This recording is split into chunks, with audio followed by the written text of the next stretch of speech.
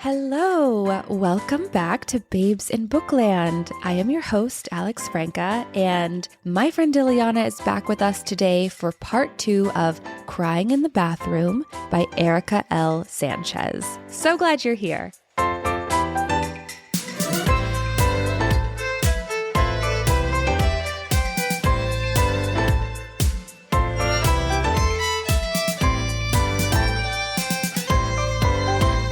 Hi, Diliana. Hi, Alex. Thank you so much for coming back. We just had way too much to talk about with this book. I know. There's not only her story, but like the questions and thoughts that she has throughout, as I think she's trying to figure out who she is, who she wants to be, causes us, the readers, to wonder who we are and who we want to be. That's very true. Yeah, that's why we're not just talking about her story. It's really, she has so many references, books, artwork, all of that it's just tough to get it all through all of that in one sitting. Hence a part 2. We concluded part 1 as Erika, through the help of electroconvulsive therapy, finds her way through her depression, back to writing, and back to hope. She writes, "Through my recovery, I fell in love with life for the first time. I became enchanted beyond belief."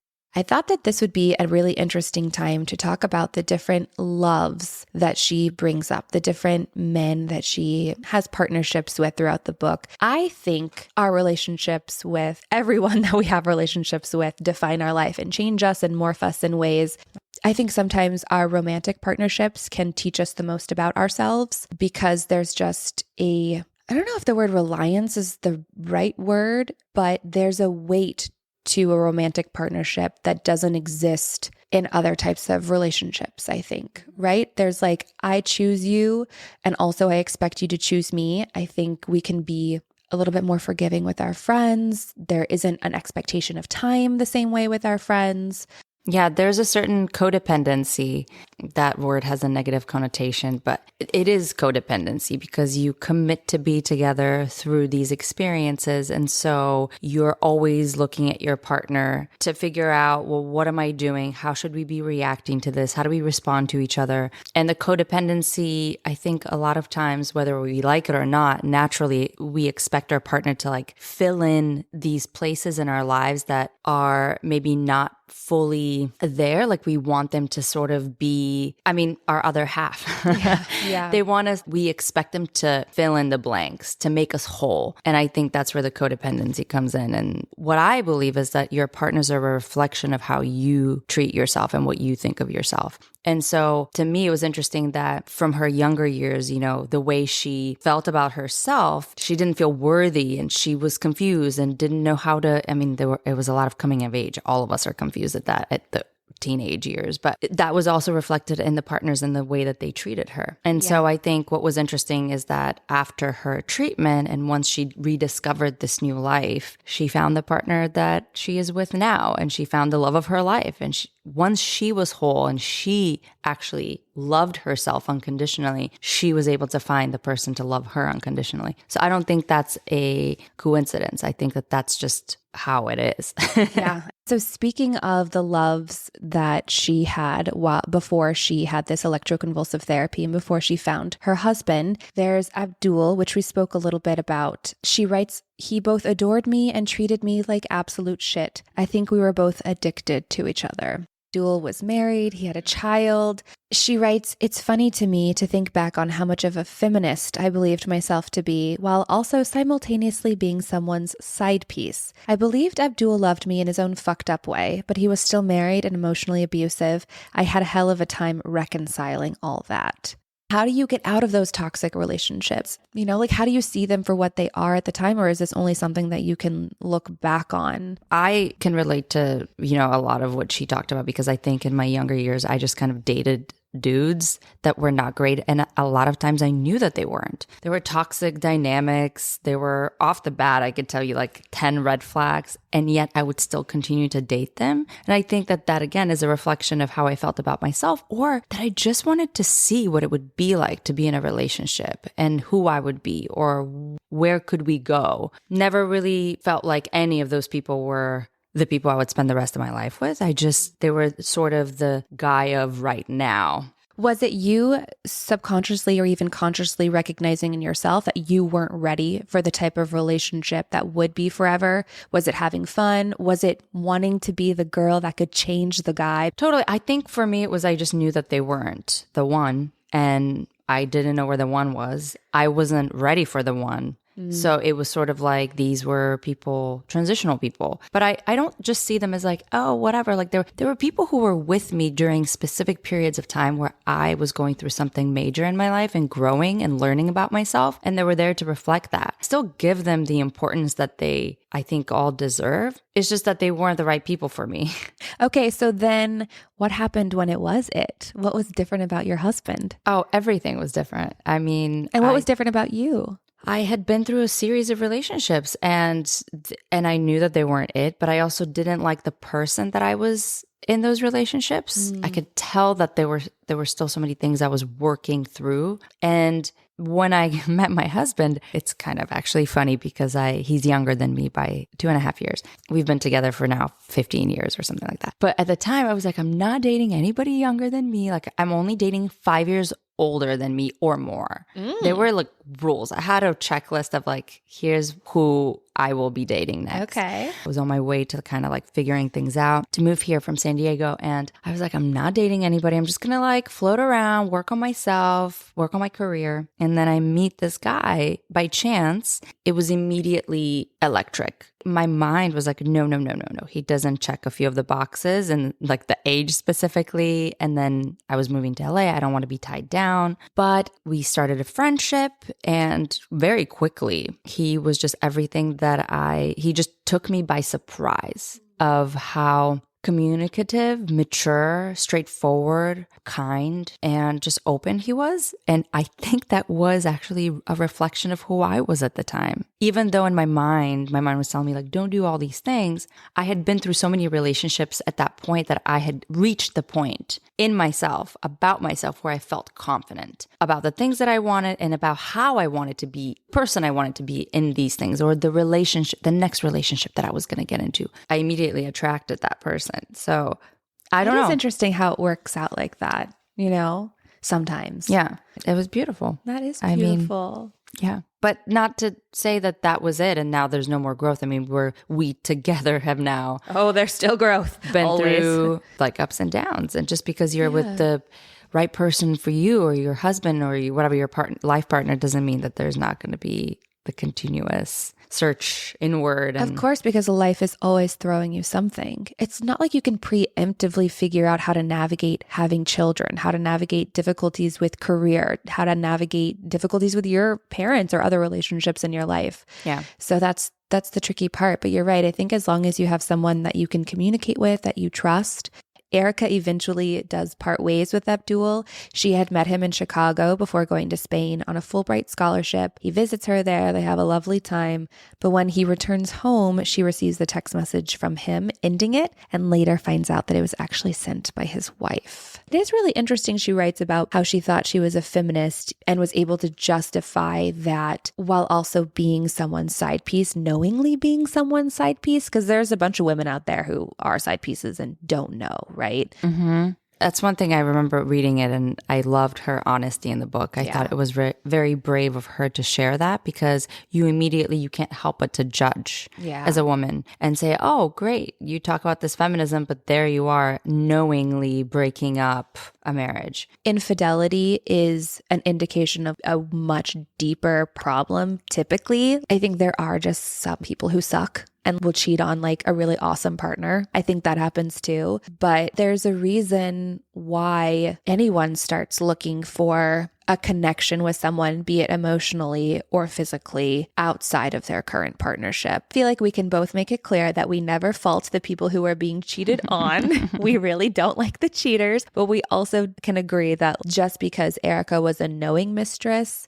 there is kind of an icky responsibility that she has, because she is knowingly contributing to somebody's hurt and pain, the wife's.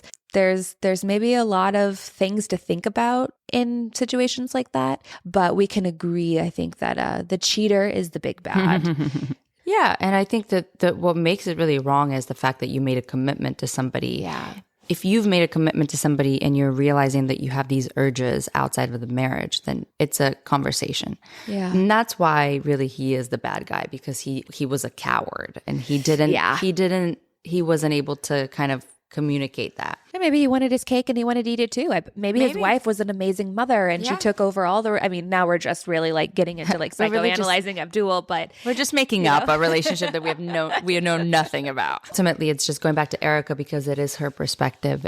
You can see that she is reflecting on the fact that maybe it wasn't the right thing to do, but she did it anyway. And throughout the book, there's so many of those. Maybe this isn't the right thing, but I did it. Or I did something that felt, uncomfortable, but I realize now it is the right thing, but it still didn't make it easy to do. So what makes her so relatable is how flawed she is and how she is aware of these things and growing through these experiences. And that's what I appreciate about her. It's true. It's so lovely to see her journey and her growth, because for me, it also gave me permission to look back and reflect on things. It can be really scary to like admit that you're wrong or admit that you're flawed or that maybe you made a mistake or did the wrong thing. But that's where the growth and the transformation happens. We can all just admit sometimes I make mistakes. I'm a person. That's just what we do. Mm-hmm. Okay, so let's talk about Philippe. Philippe is a really quick affair. They meet abroad and they are video chatting when she gets back to the States, and he casually mentions his girlfriend. And she's like, wait, what? And he tells Erika, what? I like to enjoy. Oh. And this kind of blows her mind because she's never really given herself permission to enjoy. And she has to convince herself, right, that she's worthy of nice things, of wanting things. It seems like a lot of this stems from the sacrifice and poverty and culture of her family. This chapter really stuck with me because I'm like, do we give ourselves permission to enjoy things? What does this mean to you? I don't. I have to force myself to do nice things for myself because I, like Erika, come from scarcity mentality. I grew up with a lot of, we don't have a lot or we're struggling. So yeah. So for me to treat myself to like get my nails done or something, I rarely do that. And when I do, I just feel like, oh my God, like, should I have spent the money on something else? Like, is there something better?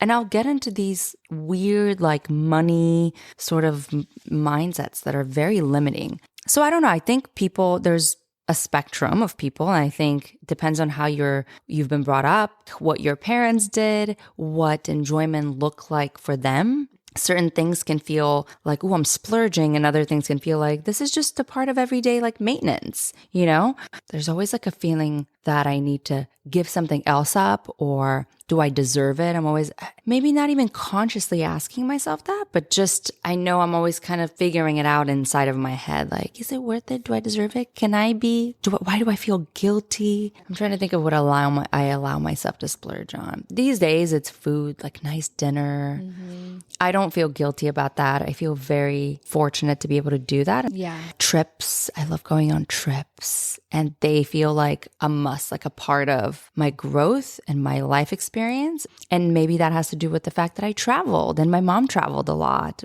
My parents in general traveled. And so it feels okay. It feels like, oh, that's money worth spending. Like, it's enriching to me. It's valuable. So I justify the value. It feels to me like you're just prioritizing your money in a way that makes sense to me, right? Like trips and food, sustaining stuff that feeds your spirit or literally feeds your body. It sounds like you're okay giving up a few $200 dresses and getting your nails done because you'd rather go out to a nice dinner. And very few of us can afford to do all of those things, right?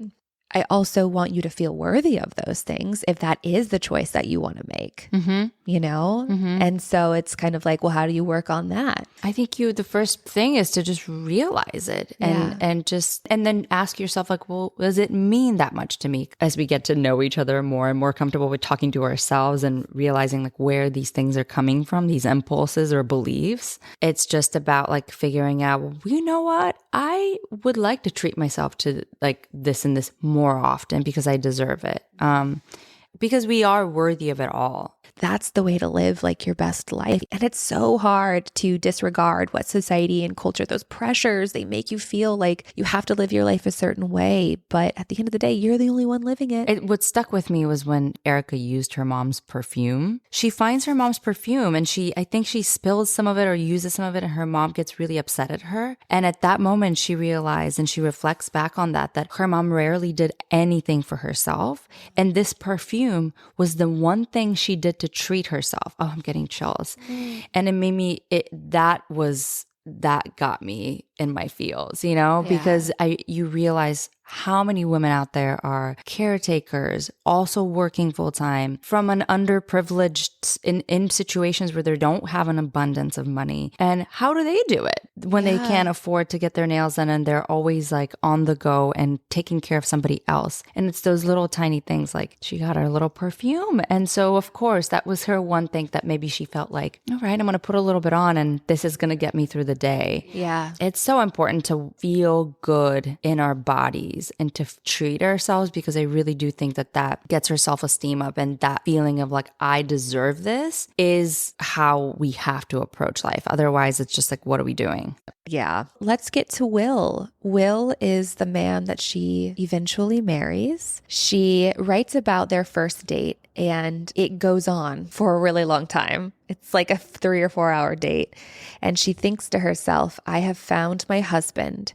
She says that he has BDE, big dad energy. Circle back to Erika and Will getting married and having a child, because I think that's a really great way to end the episode. Let's just start talking about beauty standards, because Erika has a lot to say about this, as she really struggled with the lack of representation and the ridiculous beauty standards that she felt weighed on her. She writes about growing up and only seeing little blonde-haired white girls on TV, and because she looked nothing like them, she wondered, quote, did the world think I'm ugly? What did it mean to be pretty? Who got to decide? Gone through some stages of my life, which Erika actually goes through as well, where I rejected beauty or what the standards of beauty were. And I didn't want to kind of fit or be confined by those expectations. I chopped up my hair once. I had a mohawk. I've dyed my hair different colors, like not always attractive. So in college, when I got into film school, I don't know what got into me, but even my style changed. Like I became this like tomboy, like Dickies pants. I mean, I don't know where it came from, but I felt like I was surrounded by a lot of guys. I didn't want to be seen as like the cute little girl who like the guys are attracted to, or like in film school, I just wanted to be like one of the guys. Is that weird? No, it's not weird. I'm glad that you were able to explore that side of yourself, but also as your friend, that makes me angry that you felt like you had to basically dress like a dude in order to not be objectified by the dudes. Yeah, totally. I mean, yes. I feel like a lot of it came from that. I don't think I was able to like, I didn't. Of course, you didn't wake up and you were like, I'm going to put on this cutoff shirt because I don't want to be objectified today. But like, don't we move through our lives as women trying not to be objectified? Like, so it's ridiculous. It's hard for me to decipher if that was an empowering move or if it was actually me trying to navigate, like, how do I just have an equal plane here? Yep. Okay, let's get back to Erika. She references Full House, and I even, as just like a brunette white girl, I thought the standard of beauty was like the blonde hair, blue-eyed girl. Girl, let me tell you, I got to show you those photos. You went blonde? Oh, I thought I was Britney Spears. So I tan very easily. I have really dark olive skin. Okay. And so in high school, I over-tanned. Basically, I just didn't know where to stop with the tanning. I had a tanning bed in my garage. Okay. And for me, it was easy to tan. Like I did not need to go. I lived in, I went to high school in Palm Desert. So sun everywhere. I mean, it was easy for me to tan, but I over-tan. Like it was never enough tan. And I rarely looked Jersey Shore tan. Oh, Jersey Shore tan. Then at the same time, influenced by Britney Spears and Christina Aguilera, I wanted the bleach blonde hair, like the whiter and like yellow blonde. And so I went to the hairdresser several times and got it blonde. Don't know why I ever thought that was good. I remember actually somebody saying like, natural hair color. Somebody was like trying to hint at me that like I'm going too far. Natural hair color is always the most beautiful. I remember it was like a parent type figure who sent that message to me, and that made me want to go even more blonde. And I just rejected that. I was like, more blonde. have to find that photo as well and show you, because I look at the photos from prom now and I'm like, whoa, why? What made me need to really go that far? And I thought I was hot, and I must have been getting attention for it. So going back to blonde being the standard of beauty, clearly, I went so blonde because I was so desperate to be beautiful. And maybe that's why the pendulum swings, right? Like, so in high school, I went so blonde. Then after that, I cut my hair off. Well, you probably had to at that point. Well, yeah, it was like fried completely. Yeah. I went mohawk. I went red. Yeah. Then I started wearing then closer to college, I started to wear like the cut off sleeves and like hair in a bun. And like, so I've gone through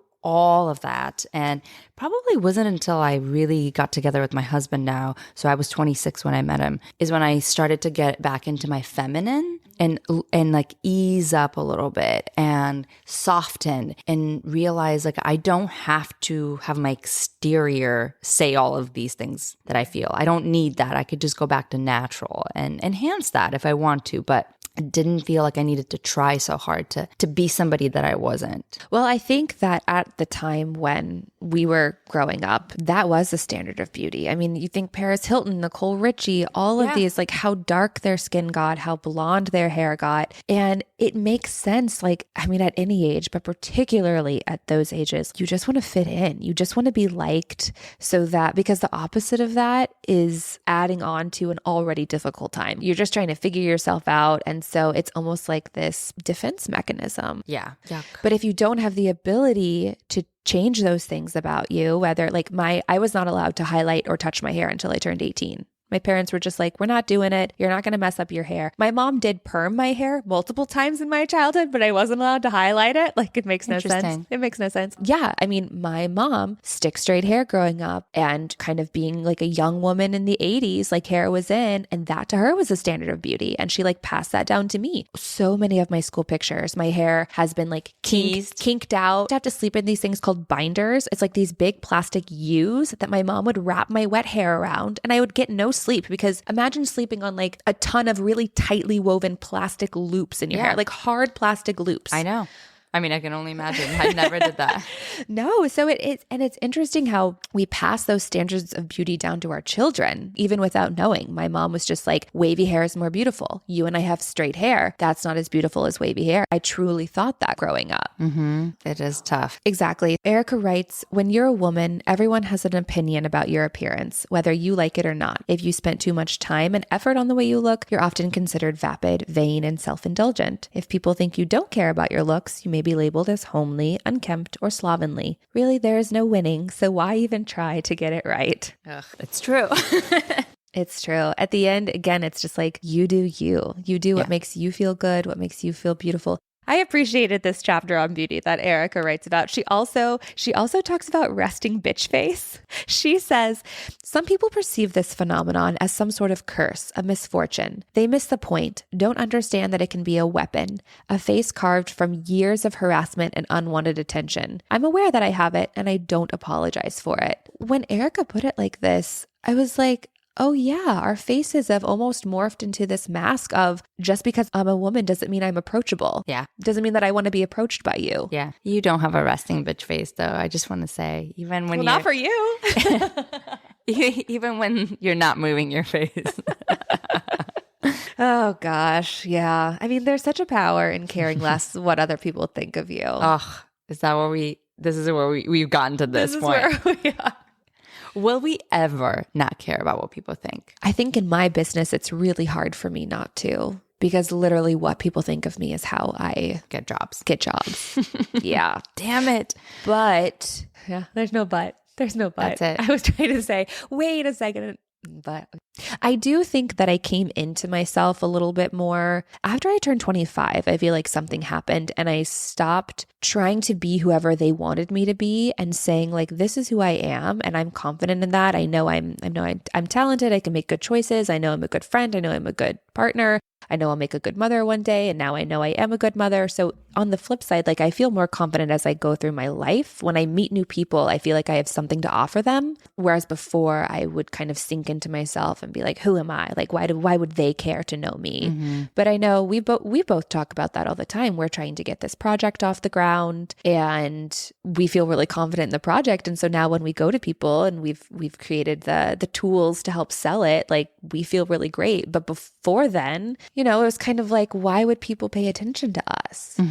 Certainly that has been a lifelong question that I have keep coming back to, because as an artist, like you said, you as a human being, you as like the whole package, you're constantly put on the spot of like, how do you sell yourself? How do you set apart? How many times do you have to like apply to something or have an interview or do something, and the question is, what makes you different than everyone else? Yeah, and you're like, I don't know everyone else. I can't tell you that. It's like, damn, okay, here I am. I have to like continuously think about how am I so special? Yeah.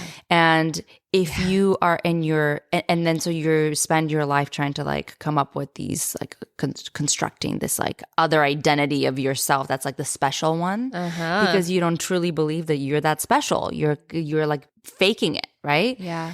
And there's just something just wrong at the core of that whole way we communicate with each other as a society. Just constantly trying to like ask people how they're different or what makes them special or da-da-da-da. And it's like, shut up. Like, how about we just are human beings? We're all different and we're all special because of who we are and what we've experienced. Ask more nuanced questions, people. Like, Lord. Yeah. I think it's just back to like, we put people in boxes. We, back to identity and how we view ourselves and having to seek that external validation. And it's an ongoing journey here. It is. Do you remember reading about Orlan in Erika's book? Okay, so Orlan was this French performance artist. Oh, Orlan. Had you heard of Orlan before the book? No, I had not. So in the 90s, French performance artist Orlan began pushing the boundaries of plastic surgery to prove that beauty cannot be constructed. In The Reincarnation of Saint Orlan, she underwent 9 cosmetic and reconstructive surgeries to look like the ideal beauty in Western art as depicted by male artists. This includes the nose from the sculpture of the goddess Diana, the forehead of Da Vinci's Mona Lisa, and the chin of Botticelli's Venus. Despite these procedures, or rather because of these procedures, many journalists deemed Orlan ugly. Erika writes, but if you believe that she looks unattractive and disturbing, as I do, I love that Erika was like, as I do, then you've proven her point. Her intention was never to make herself more beautiful, but to show the ways that beauty standards oppress women. I mean, the fact that this woman went under the knife to prove this point. Performing artists are just on another level of human beings. Like how to use your body and your life to prove a point through these very harsh sometimes. Yeah. And dangerous in many cases. Yeah. It's so interesting. It's fascinating. It is. I mean, people for many, many years throughout different cultures have been doing like, it just feels like for so long we've been contorting our bodies to be more beautiful, and I just don't understand. I'm like, how did it start? That's the question she asks. Like, who gets to decide? Because it's never really about it being beautiful. Because in many of these cases, whatever the thing is, it's not actually more beautiful. I think it's something about standing out and being different. But then everybody else does it. Of course. It becomes the standard. Well, then that's when it changes, right? Because then somebody else needs to stand out in a different way.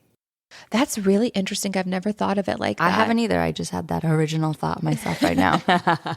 We've talked about this a little bit, how much art means to Erika and how she references various writers and pieces of art and poems that have inspired her. And she herself is an artist. She's a poet. She writes, "This desire to abandon the self, perhaps more accurately the ego, is also why I love poetry and other forms of art. I want to bask in what I don't understand."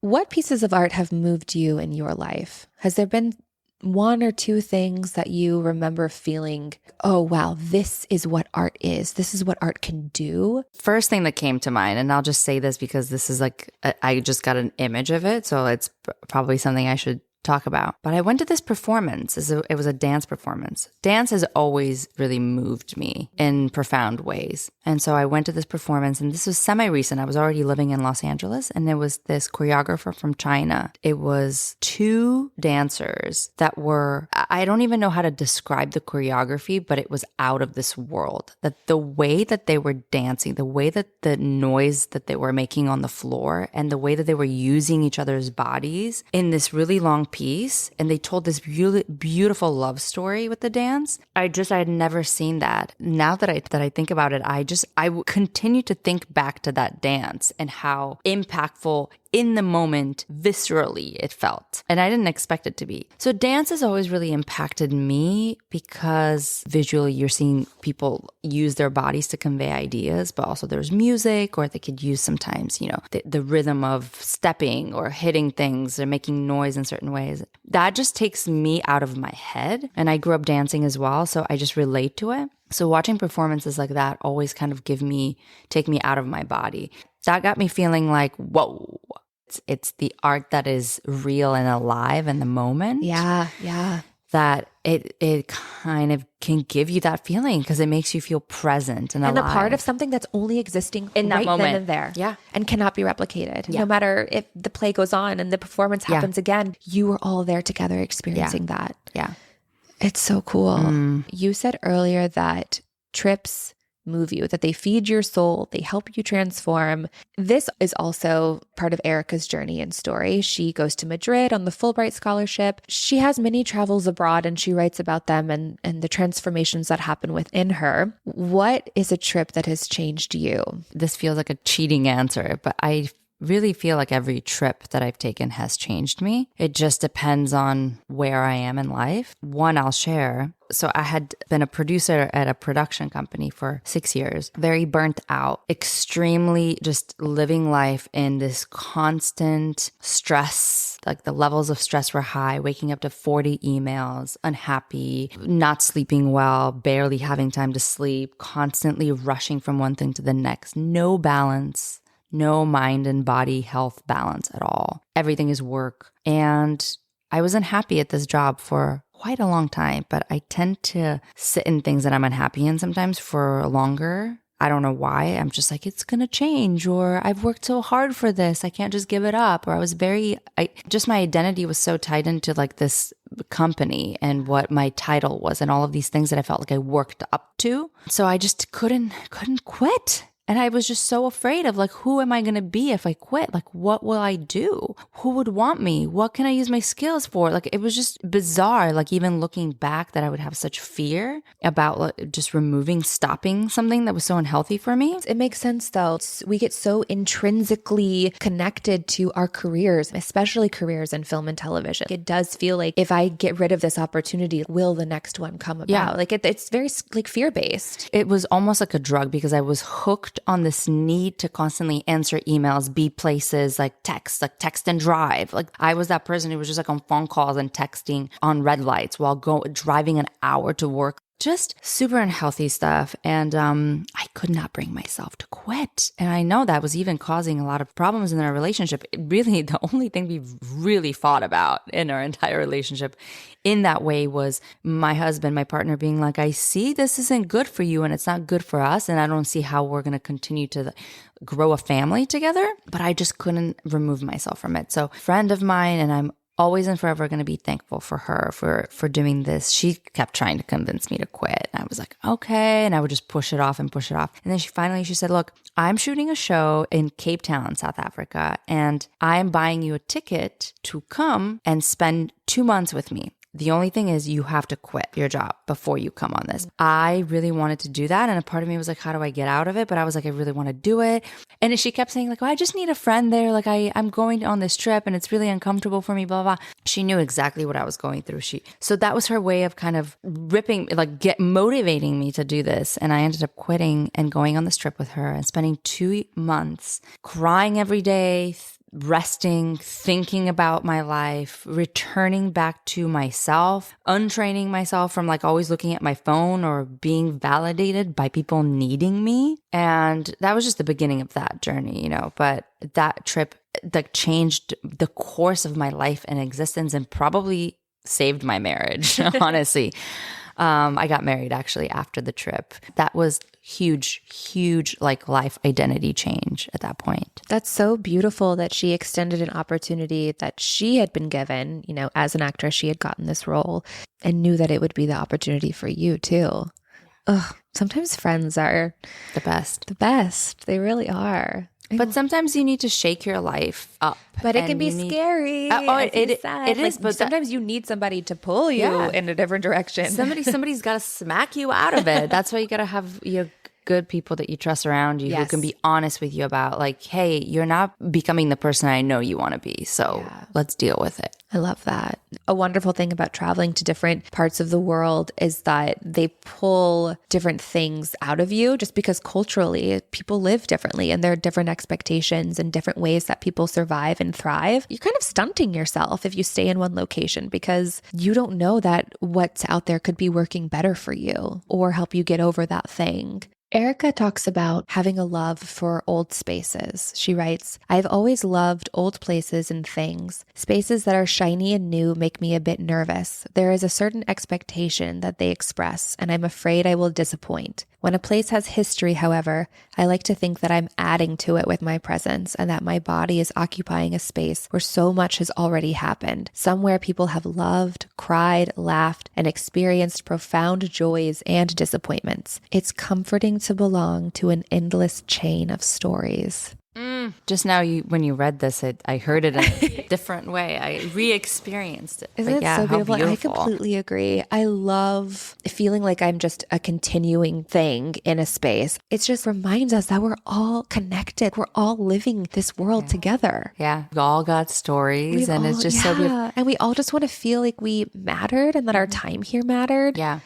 I love it. It's beautiful. That gives me chills. Isn't That's it why cool? I love art is because I ultimately think all artists try to express that feeling and connect and continue to find a connection to all other human beings through whatever their art is. Yeah. And I feel like that's exactly what Erika did with her memoir. Yeah. Like you said, she's so vulnerable. She lays so much of herself. She literally strips herself bare for us so that we can feel like we're walking in this world with someone who understands us a little bit. Let's get back to her.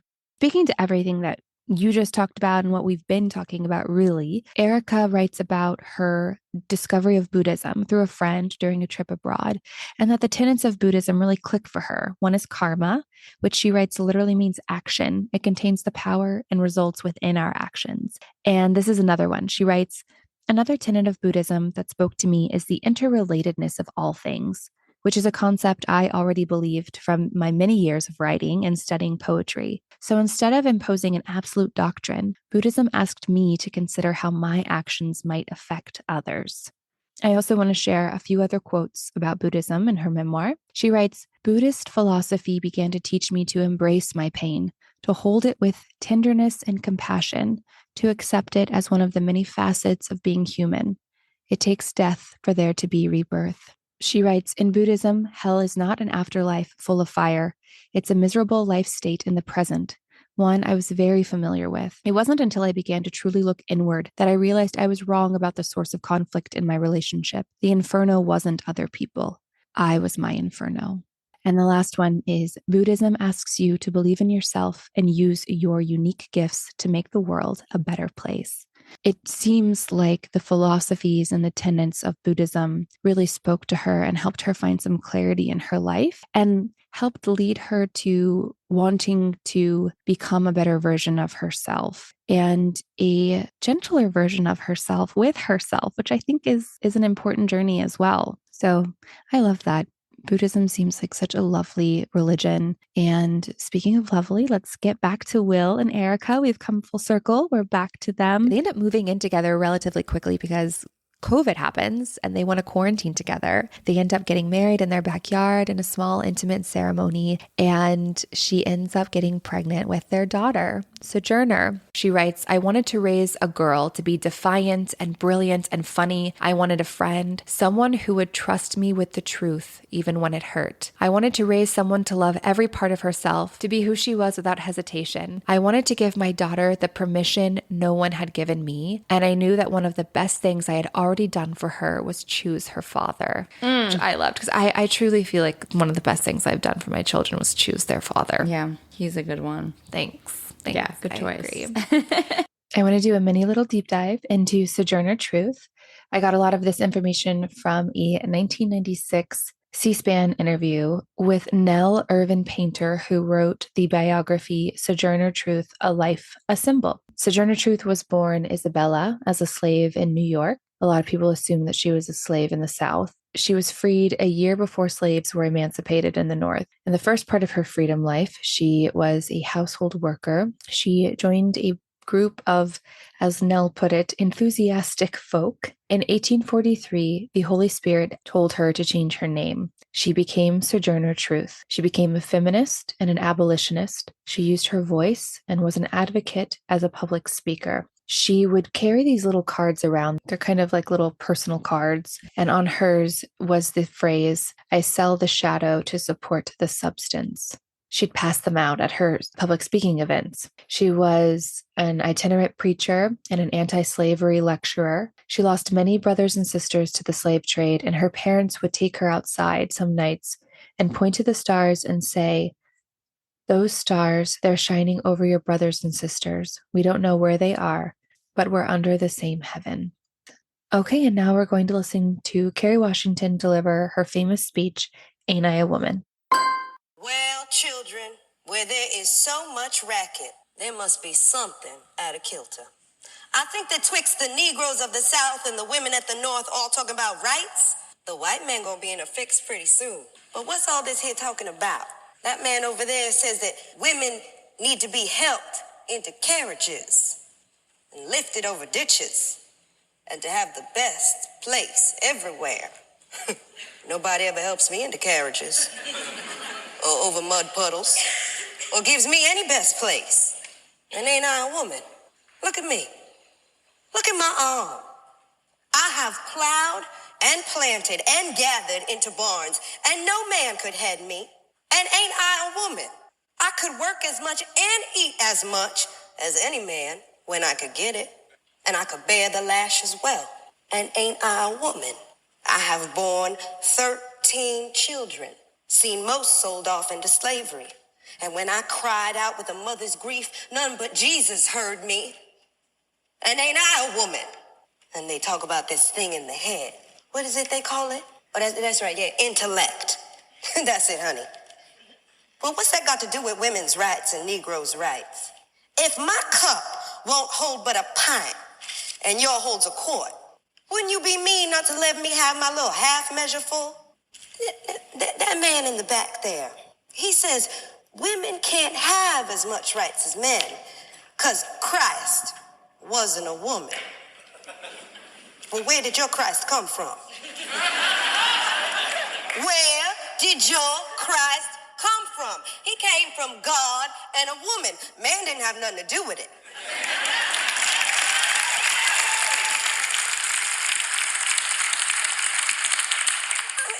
If the first woman God ever made was strong enough to turn the world upside down all alone, well, these women here together ought to be able to turn it back and get it right side up again. And they asking to do it. The men better let them. Okay, wasn't that so... I know. Wasn't that incredible? And keep in mind, she originally spoke this speech in 1851. I know. Doesn't that really make you think? We've been doing this for so long. I know. I know. But I had never read that speech. I had heard of Sojourner Truth, but I didn't know her. So I loved that Erika brought her up so that I could learn a little bit more about her and listen to Kerry Washington deliver her speech. And it was great. I mean, she did a great job. It's empowering and also wounding to think about how far we haven't come. We're still fighting the same fight, just in different ways. But we're still fighting. I think that's the important part. Yeah. Together. It's dense. Yeah. Those are some big shoes for Erika's sojourner to fill. No expectations. But with Erika as her mom, honestly, like I have no doubts that she's going to be a force of a person. Erika finishes her book with the most beautiful letter to her daughter, which made me eyeballed. And I'm going to quote a small section of this. She writes, "What I want you to know is this. You are the most extraordinary creature. I am joy itself when I look at you. You come from women who refused to disappear. You are brown and black and glorious. You are boundless and magical and perfect. The world was not built for you, but there is beauty everywhere. My greatest wish is that you fight for it." And I feel like that just very much encapsulates my wishes for my children too. To fight for the beauty, to fight together collectively to make this world a better place. Find humor. Fight for it. Fight for the happiness. Fight for the joy. Fight for the good experiences. See the beauty in things. The message I'm walking away with is just persevere, because the human experience is challenging and painful, as it is beautiful. Find the things about the world and about this experience of being a human being that make you feel alive and that make you feel like you can keep going. For Erika, for us, that's art and movies and music and creativity and imagination. Stories. But it's not stories, but it's not for everyone. So you have to find that thing that makes you feel alive, and you hold on to it in your moments of darkness and desperation. Like I said earlier, she quotes a lot of other authors and writers. She quotes Rebecca Solnit from her book In Hope in the Dark. And Rebecca Solnit writes, "To hope is to give yourself to the future." And Erika adds, "Hope is brave." Hope is powerful. Yeah. And hope is brave. Yeah. Yeah, I feel that the experience of being alive and a human is about embracing uncertainty. Hope is the only thing that can do that. Yeah. Okay. So I like to end all of the episodes with some quotes that are taken out of different contexts that we didn't get to discuss. Even though we discussed so much with Erika's book, there still is so much to it. I just want to share a couple. She writes, "Sometimes I laugh harder at my jokes than anyone else. I should be embarrassed by this, but I'm not. I wouldn't have said it if I didn't think it was funny. I laugh all the time when I'm alone, which is often. It confuses or troubles strangers, but I'm totally okay with that. I consider laughing at my own jokes a sort of gift to myself. My inner monologues are very entertaining. The relationship we have with ourselves is the most important relationship we will ever have, and yet no one talks about it. We are conditioned to be afraid of solitude, of being alone with our thoughts. We fill our silences with screens and noise so we don't have to live with the silence when no one else is around." Damn. I know, right? I think that's so well said. Yeah. I mean, I could not agree more with that. I also love her confidence and how that is one thing she is very confident about, and that's her comedy. Yes, her humor. Her humor. Yeah, her humor. That was, I think, her source of confidence. Yeah, and comfort. And she says that. Yeah. And she says that. I love this idea of just someone laughing with themselves. I think more importantly is just be okay with the inner dialogue and being able to have to be present with you, that you know, when there's no one else around. Yeah. Okay, let's move on to the next quote. Erika writes, "I used to believe that happiness would arrive when my problems disappeared. What I didn't understand was that they never would. I hadn't come to terms with the inevitability of obstacles. If only I had more money, if only my career were in a better place, if only people wouldn't hurt me. If only men weren't such trash. In my mind, happiness was a magical land devoid of conflict. I didn't know the difference between relative and absolute happiness. The former is always dependent on outside circumstances. Happiness was a rarity because everything in my life had to align perfectly for me to experience it. Absolute happiness, on the other hand, is indestructible. Even in our most dismal moments, we're capable of joy. We can use our suffering to deepen the meaning in our lives." Another profound one. I know. This woman, man, I just want to take her out to coffee and be like, "Tell me more." Write another book. Yeah. I I'm sure feel she's like on she it. would. Yeah. I feel like she would. You know, as perfectionists, and I think there are a lot of people out there who are perfectionists. I know you are. We're always looking for like the perfect thing. Like, is it perfect enough? Like, is everything aligned in anything, right? We do like a project or a party that we throw. The Christmas card. The meal that we make, or like situations I'll find myself of like, I've created like the perfect schedule for today and things don't go the way that I planned, right? And all of a sudden you're like, oh my God. So it goes to like from all the small little things, the daily things to like big events in life. Just shit is not going to happen the way you think it's going to happen. Finding happiness, knowing, going back to your happy place, that sounds really like cheesy, but being able to tune into happy when shit starts not going your way is I think it's a survival tool.